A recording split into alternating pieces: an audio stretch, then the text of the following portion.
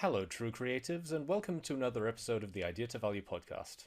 I'm your host, Nick Skillicorn, and I'm really thrilled to have with me today Ayse Birsel.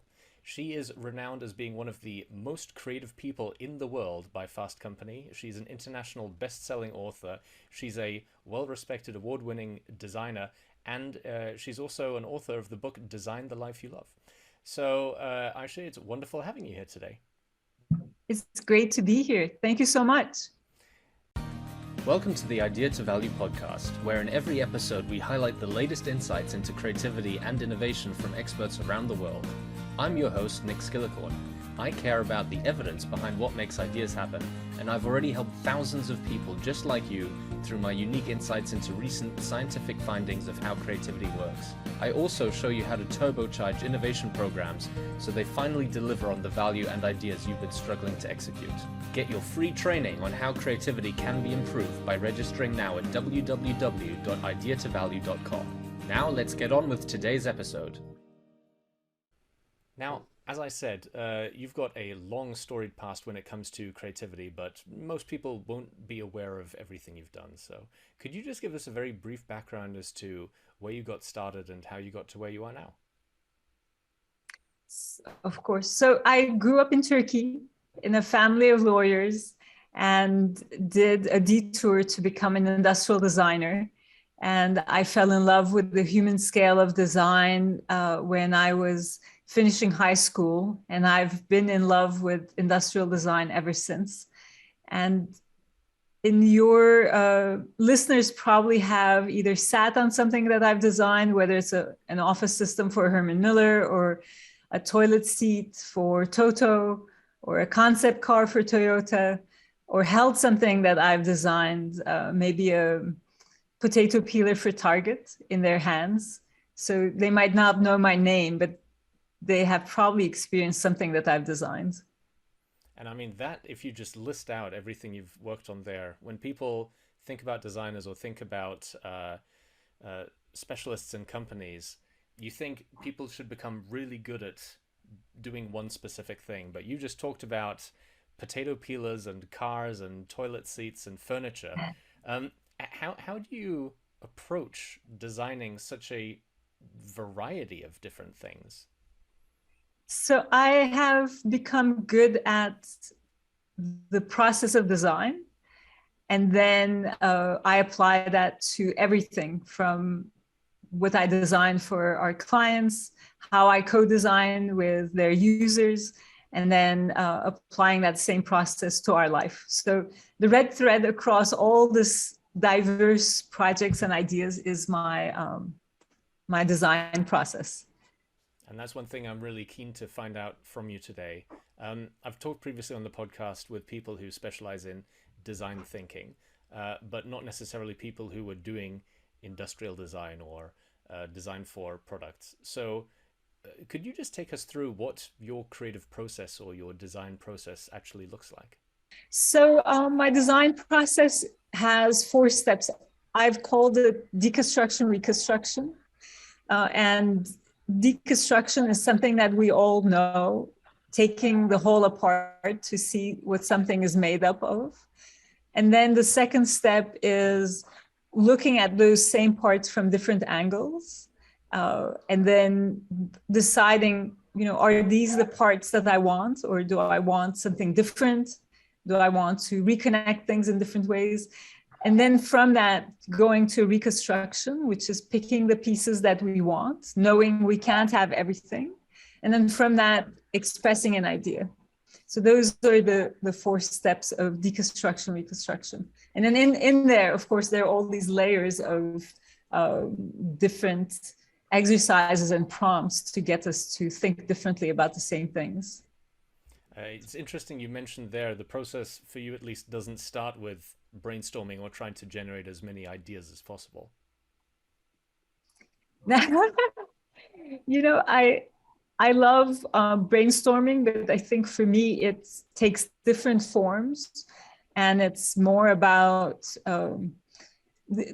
my first step is more of, often we deal with complex ideas, and we have many preconceptions, and the first step is to find an entryway into that idea or project or problem. And so deconstruction is what I love doing for that reason, because it takes something that we see as one unit, unbreakable unit, and it breaks that open and says, hey, what's inside of here? You know, so if I were to give you an example, you know, it could be as meta as excellence, for example. We did a deconstruction reconstruction with Harvard Business Review around excellence. And excellence is like this big topic, right? It's dense and it feels very conceptual. But you can start thinking about like what is the emotion of excellence? What's the physical of it? What's the intellect of it? What's the spirit of it? And you start to see there are different aspects to even something as conceptual or intangible as excellence. And that gets you into the idea. And as you do that, you see, well, what are the challenges and opportunities inherent in this idea?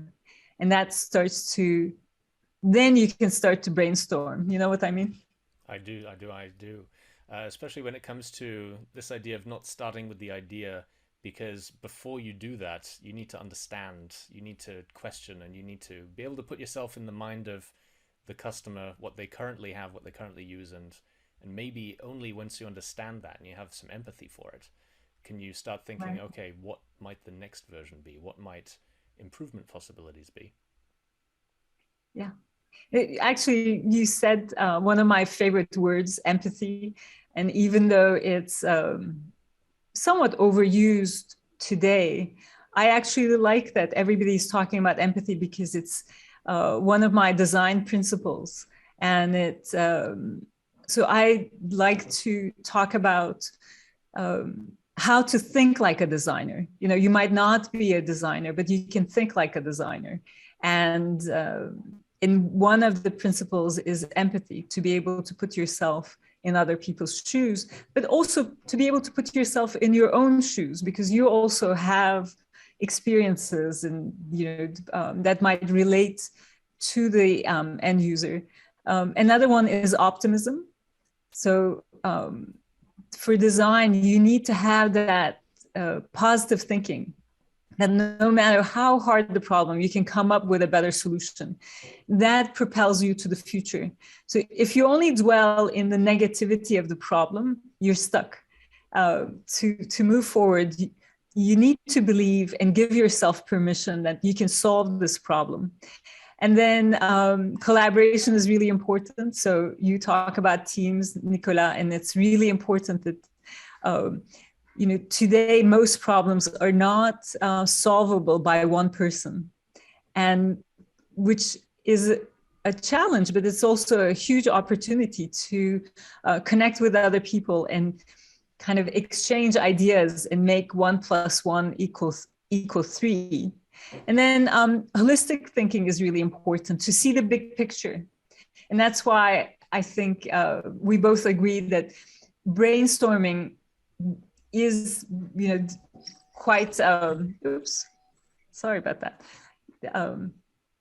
You know, it sets a wide net, but, you know, it's very specific to an idea. I want people to look at the bigger picture first, to look at different industries, different places to gather inspiration from, and then start to connect the dots.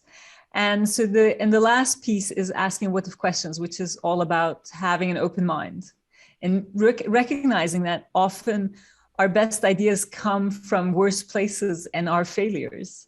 And so in a nutshell, I would say empathy, optimism, collaboration, thinking holistically, and asking what if questions, and then doing this playfully.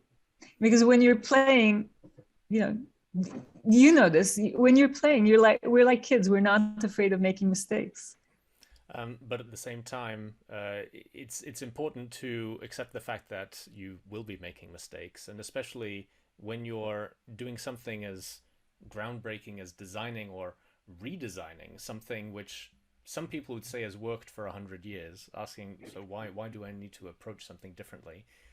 Often when I speak with designers, they go through dozens, if not hundreds, if not thousands of variations. And it can be very frustrating when you're in the middle of the process to not know if this is the right one or if this is the end one.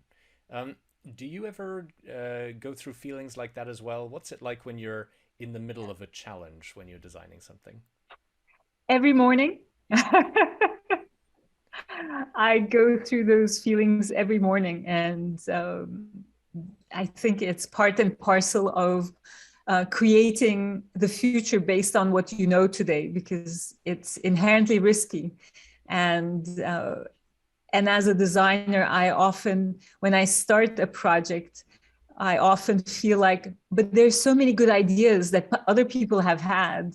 You know, who says that I'm going to have a good idea? And you have to kind of, I think you get over that feeling by just doing it.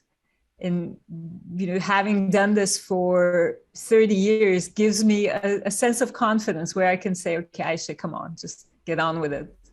And often I always find it fascinating that when you look through my sketchbook, that my first sketches are quite awful because I'm unsure and I don't know what I'm really doing. And I don't know where the ideas are.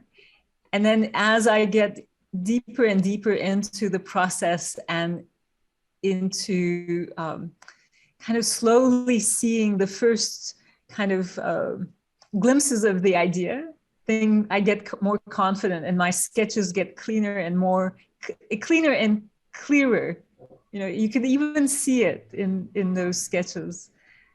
It's interesting you talk about this iterative process, because a lot of people, they might look at you and look at the output you've produced and think, this is groundbreaking, I could never do something like that. And they forget that professional creatives are professional because they do the work, they get the work done. And often this takes a lot of iteration over days, months, years even. And you just need to stick with it even through those challenging times, yeah. Absolutely. And what I found is I was looking for my pen to say, like, this is my magic wand. I find that for me to have ideas, and I think this is true for a lot of creative people, you need a tool to kind of connect your brain to the outside world and to be an outlet. And for me, it's the pen. For an author, it might be the keyboard. You know, for a musician, it might be their instrument. But I've never rarely had ideas come to me when I was like walking in the, in the middle of a valley or something. Every now and then you have like this moment where you're doing something else and then an idea just comes through. But most of the time, you have to put your, let's see, Stephen King has a book that I love. It's called On Writing. I'm just looking at where my books are. And he says, you need to put your ass in the chair. Yeah. I know a lot of people underestimate how important that is. But let's talk about when you are actually designing something though. Do you have a signature? And by that I mean, I'm getting towards the question of, if someone were to look at something you've designed, would they be able to say, oh, I actually had an input in this? And one of the reasons I'm asking this, as I do with all of the designers I speak to, is what's the balance between fashion and function, or form and function? Is it possible to over-design something, or what does good design mean to you? Oh my God. I should have asked you ahead of the interview not to ask me that question. But so the first thing that comes to my mind, I don't think that I have a style that can be recognized as, oh, like Ayse has used that circle again, or like that double line is like her signature. No, what you would know if you knew me enough, that my signature is dichotomy resolution. So whenever there are things that oppose each other and seemingly cancel each other out, I try to bring them into harmony and integrate them into one thing, and drive incredible value out of that. And so that's my signature. And one of my favorite quotes about design is from Dieter Rams, who says, the best design is as little design as possible. Right. Exactly. So it's, and the idea of dichotomy resolution is, we have it as like having your cake and eating it too. So it's that going after that impossibility. But if you can do it, you get incredible value out of it. It's also things like, I mean, a very simple example is less is more. Like, how can less be more? And so I design systems with minimum parts that give almost infinite variations. And I love doing that sort of stuff. Or in our life, a dichotomy is, I want to be on vacation, but I need to work. Vacation and work cancel each other out.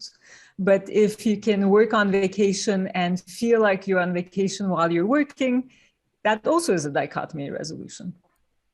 So those are but I think once you start seeing the world in that way, you see it everywhere. You know, as a person as well, I am the dichotomy resolution or integration of the West and the East. You know, this Turkish woman who has made a life for herself in New York. You know, that's who I am, and those two things seem like they're not really supposed to go together. But here I am. And speaking of creating a life for yourself with all of those mixtures, you've now, for the last couple of years, had a book out there helping other people design the sort of life that they want to lead, the designing the life that you love. Yes. Tell us a little bit about the book. What's propelled you to write it, and what do you think it helps people bring out in their own lives? I think what propelled me to write it was, you know, design is a problem-solving discipline, right? I had this problem in my life that I needed to solve, and I could only approach it the way I know how to approach problems, which is through design.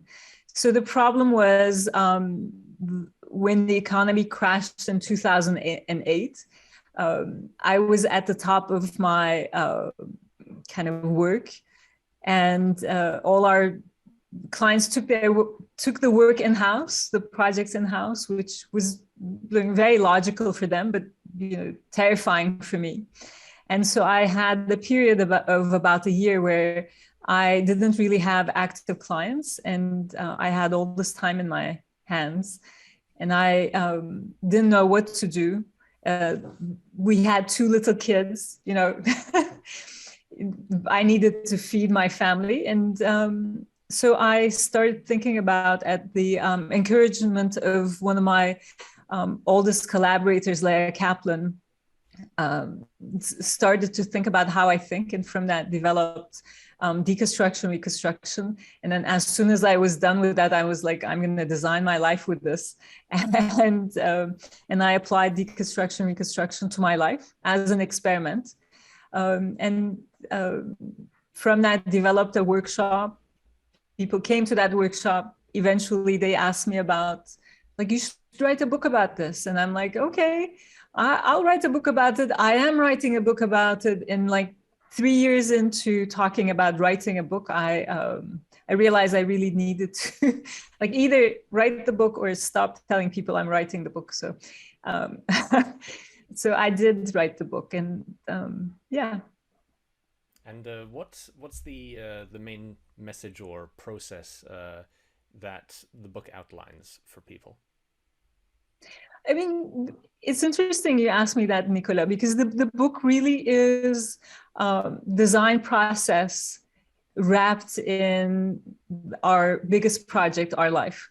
So it really is a design process book, but I call it Design Your Life, because I wanted a tool, a project that is one, common. So everybody has a life. So anybody can do this. And then wanted to make it so accessible that people of all ages and cultures could do it and not be scared by it. So that's why it's also a very visual book. It's like a picture book. Every page has, things like this in it.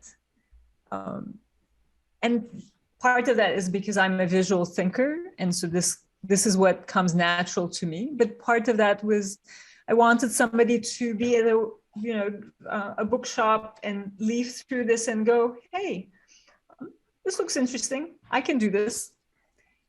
And with that, hook them in. Absolutely.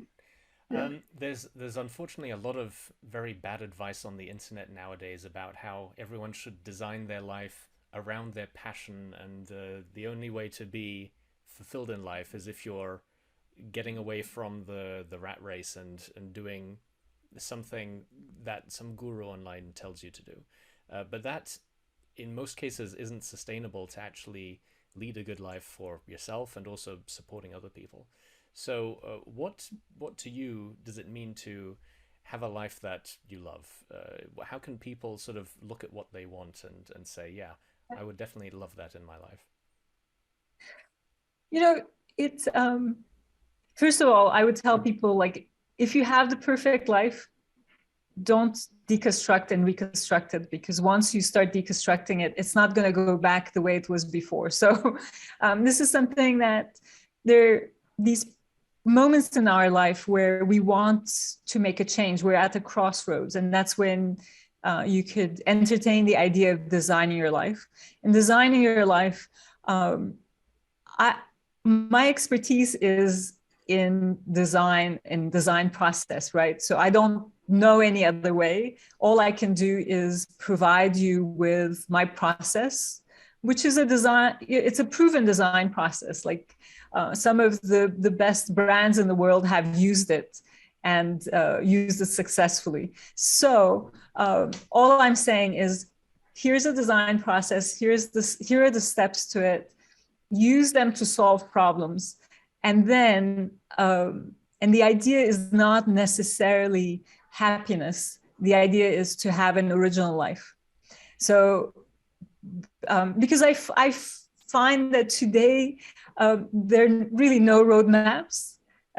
Things, especially COVID was a great example of this, that there are no roadmaps. But even before COVID, I think we live in a time where traditional roadmaps that you and I probably grew up with, which was like, go to school, study hard, fall in love, find someone, get married, have kids, retire. Well, that doesn't work anymore, So my point is, well, give yourself permission to see how you want to live.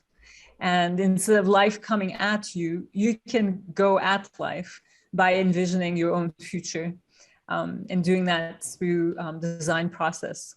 Speaking of going through life and doing original new things, that book we've been talking about came out about 7 years ago now. But I hear on the grapevine that you've got a new version coming out later this year. What's that one going to be called, and what's that one like? Yeah.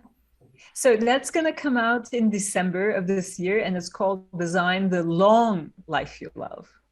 And Design the Long Life is really based on a 1.5 year long research we've done with the SCAN Foundation, inviting people who are 65 and older to come and co-design their life with us.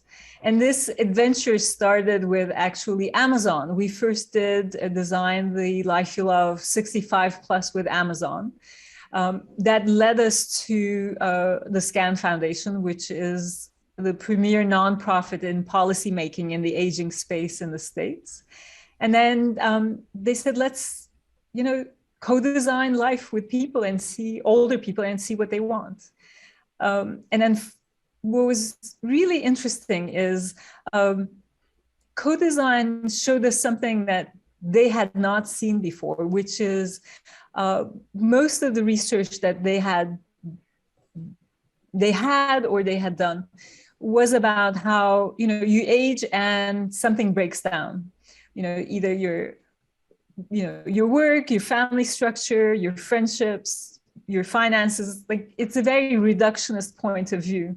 And then when we co-designed with these older people, we realized that they don't see their life like that at all. They see it they have this expansionist point of view. And that changed everything. That changed our point of view on aging. And we realized that no matter what your age, you're the same person. And these wiser, older people told us, look, we want the same things you want. We want love. We want a sense of purpose. We want well-being. We want friendship. Now, how we can get to these things might be slightly different, but we want the same things. And that's really the 4 pillars of my book, is that it's same, different, about love, purpose, well-being, and friendship. And the thing that I just want to add, the thing that's interesting about Long Life, the reason I didn't think this was going to be my second book, frankly, but the reason that I'm fascinated by it and I wanted to do it is because this life period didn't exist before.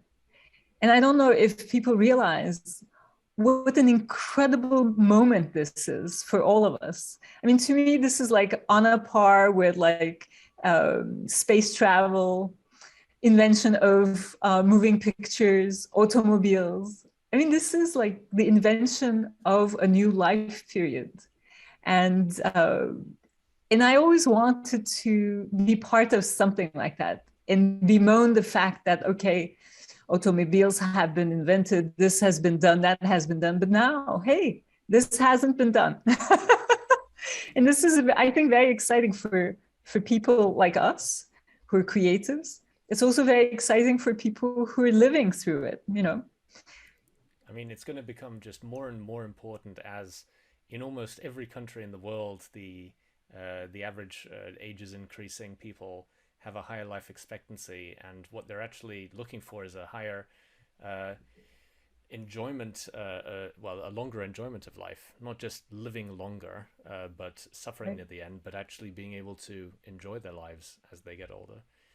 What sort of examples did you find working with people in this research about something that maybe was unexpected for you, but that they were really passionate about or looking forward to as designing their life?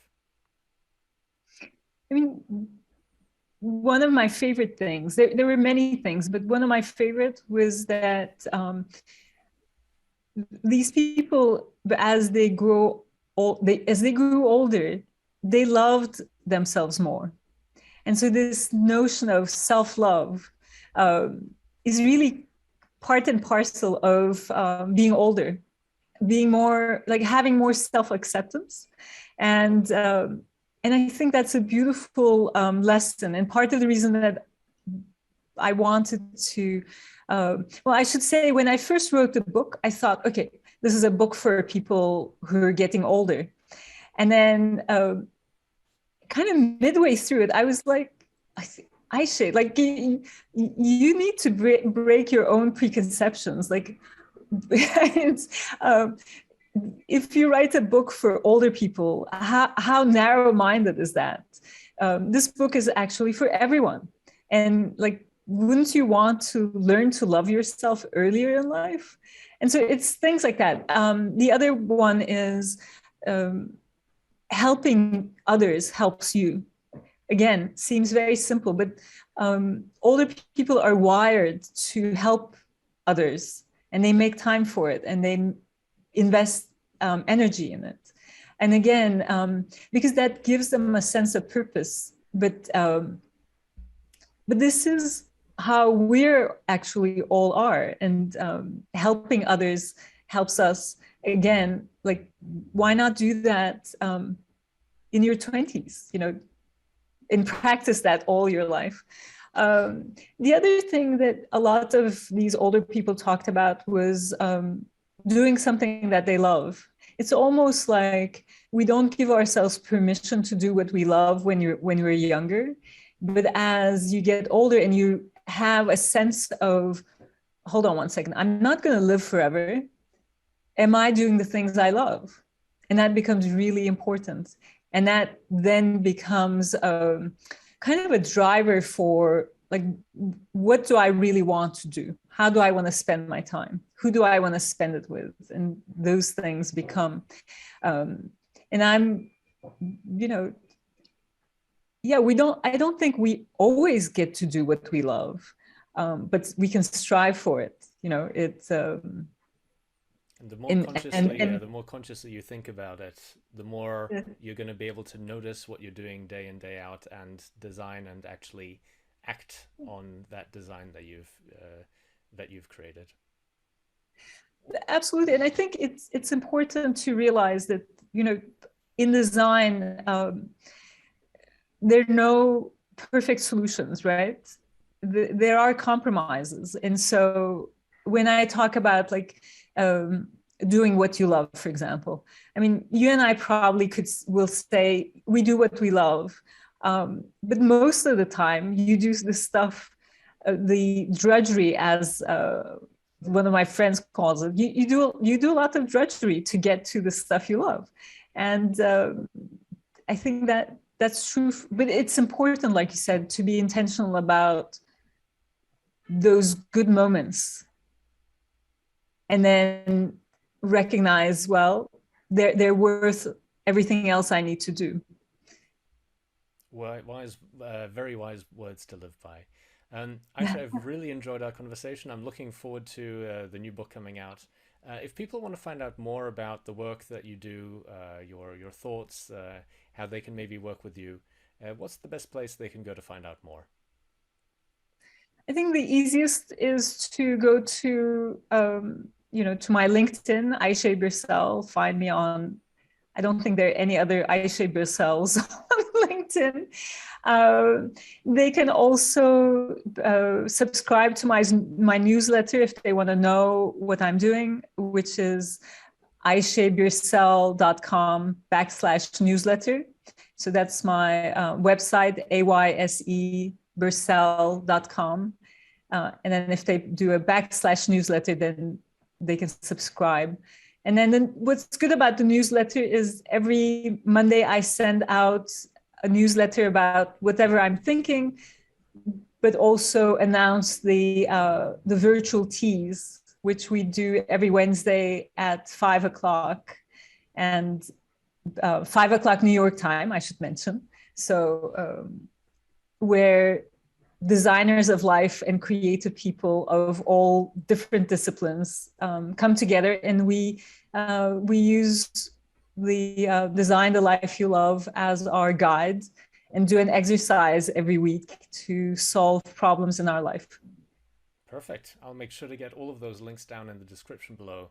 Ayse, it's been wonderful speaking with you, and I look forward to speaking again with you soon.